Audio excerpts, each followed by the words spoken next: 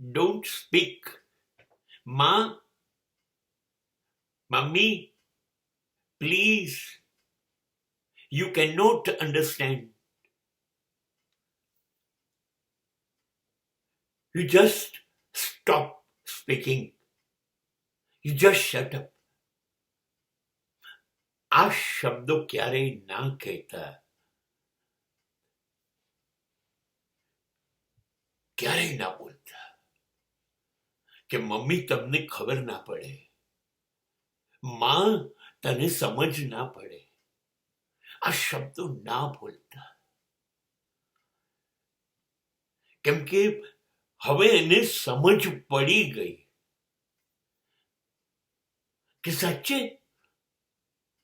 એને સમજ ના પડે એવી સમજણ એને પડી ગઈ.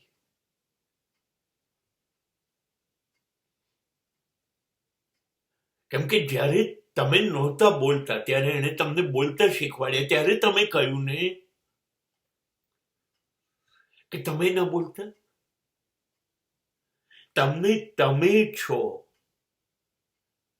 એવી ખબર નહોતી.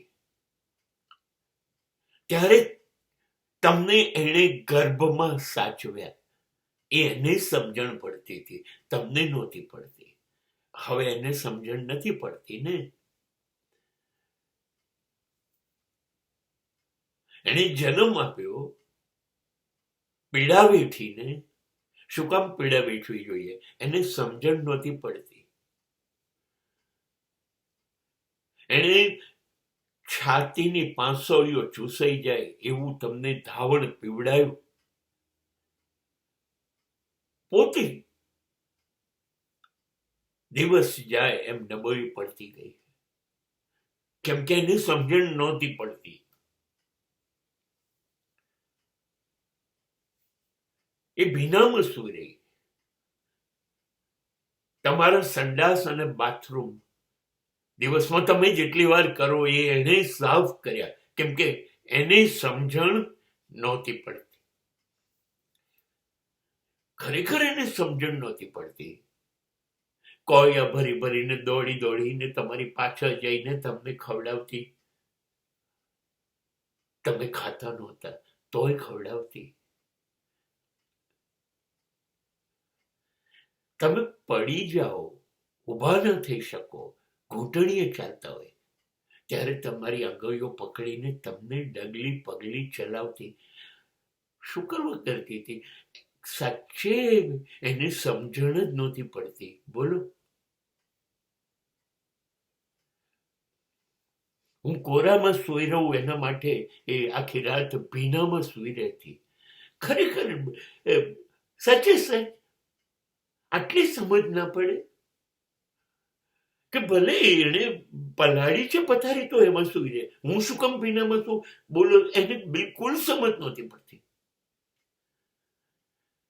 મને નોકરી મળી, મારું લગ્ન થયું ત્યાં સુધીને નિયમિત મારા માટે રસોઈ કરે ને મારું ટિફિન પણ તૈયાર કરે, મારા કપડાં તૈયાર રાખે, મારા બૂટ મોજા તૈયાર રાખે. સાંજે હું આવું એની રાહ જોતી એટલે બેઠી હોય.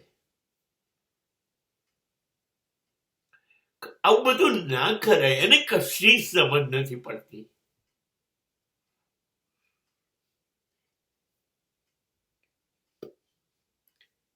એની સમજણ નથી પડતી.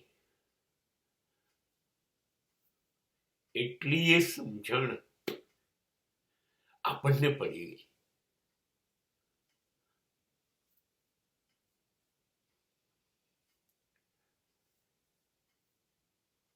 આ શબ્દ આ મા માટે નહીં. હા, માએ પિતાનો ઉપકાર છે જીવનમાં. એને ગધેડાની જેમ કામ કર્યું છે, એના શોખ દાટી દીધા છે, એની જુવાની બરબાદ કરી છે, એની ઈચ્છાઓની કતલ આમ કરી છે. પણ એનાથી વહેલી 10 મહિના જવાબદારી માએ ઉઠાઈ છે. અને આ બંને જણા માટે જ્યારે આ નવી પેઢી બોલે છે, તમને સમજ ના પડે, કમસે કમ હું સમજુ છું કે આ ન બોલાય એટલી સમજ નવી પેઢીને પડે.